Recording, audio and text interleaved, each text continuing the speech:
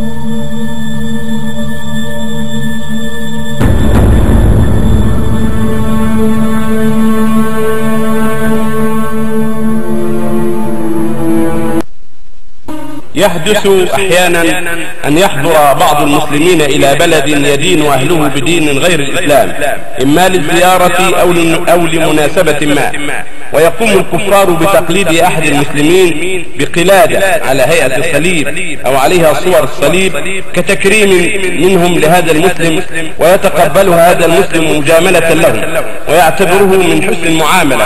هل فعل هذا المسلم يعتبر من موالاة الكافرين؟ وهل يصل ذلك إلى مرتبة الكفر؟ لا، هذه أمور عادية، هذه أمور عادية مثل ما تقدم، هذه أمور عادية ينظر فيها ولي الأمر بما تقتضيه المصلحة. إذا كان من المصلحة الإسلامية قبول هذه المجاملة أو هذه الهدية كان ذلك جائزا من باب دفع الشر وجلب الخير، كما يقبل هداياهم يهدون إليه إذا رأى مصلحة في ذلك، وإذا رأى مصلحة في ردها هكذا ما يتوج السلاطين والملوك قلائد يشرعها الكفار أو يقدمها المسلم لهم إذا رأى في هذا المصلحة الإسلامية وكف لشرهم وجلب لخيرهم فلا مشاحة في ذلك، وليس هذا من أمواله. ولو فيها صليب مش هيتقلدوا باستمرار، لو هيتحمل يأخذ ثم يلقيه. لا بعدين يزيله